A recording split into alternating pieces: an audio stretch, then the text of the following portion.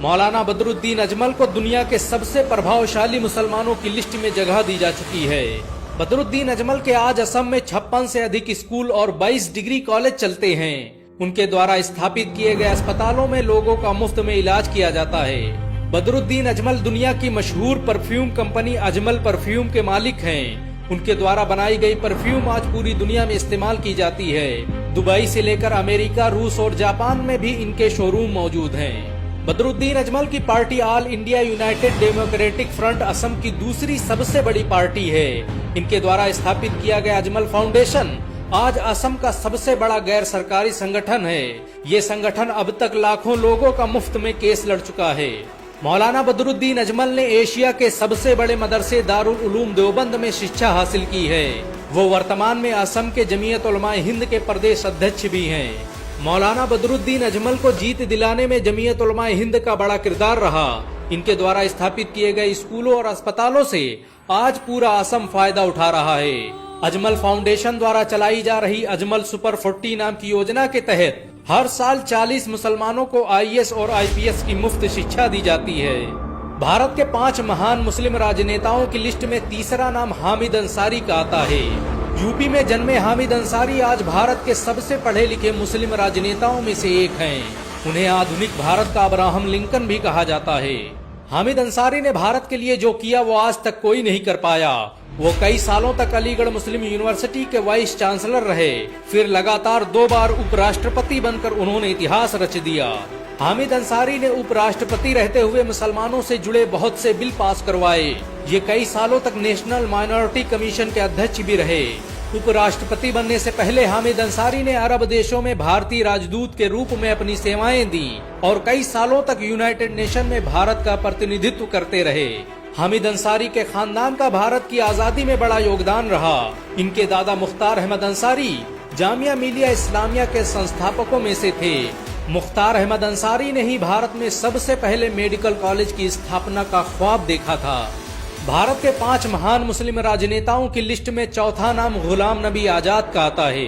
कश्मीर में जन्मे गुलाम नबी आजाद भारत के ताकतवर मुस्लिम राजनेताओं में से एक हैं। ये कश्मीर के 7वें मुख्यमंत्री और भारत के 6ठे केंद्रीय स्वास्थ्य मंत्री रहे हैं। ये अकेले मुस्लिम राजनेता हैं जिन्होंने कई बार मुख्यमंत्री पद को ठुकरा दिया। गुलाम नबी आजाद के कार्यकाल में भारत स्वास्थ्य सेवाओं के क्षेत्र में आसमानों में पहुंच गया। भारत को पोलियो से आजाद कराने में गुलाम नबी आजाद का बड़ा किरदार रहा। सन 2013 में WHO और यूनिसेफ ने उन्हें इसके लिए अवार्ड से भी सम्मानित किया। स्वास्थ्य मंत्री रहते हुए आजाद ने जो नीतियां बनाई उन्होंने भारत को रोग मुक्त करने में बड़ी भूमिका निभाई।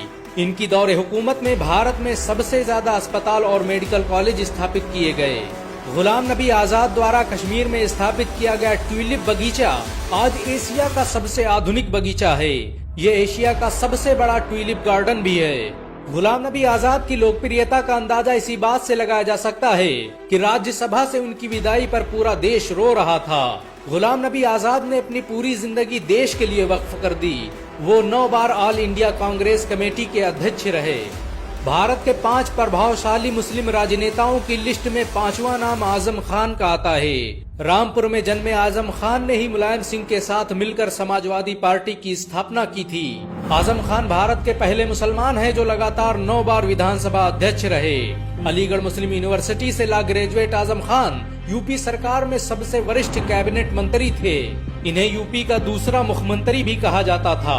आजम खान के आज भारत में कई स्कूल और कॉलेज चलते हैं। उनके जरिए स्थापित की गई जौहर यूनिवर्सिटी आज भारत की सबसे बेहतरीन यूनिवर्सिटियों में से एक है। मोहम्मद अली जौहर ट्रस्ट के जरिए बनाई गई ये यूनिवर्सिटी निर्माण और स्थापत्य कला का बेहतरीन नमूना है। 300 एकड़ में फैली इस यूनिवर्सिटी में स्टेडियम से लेकर लाइब्रेरी तक की सुविधा मौजूद है।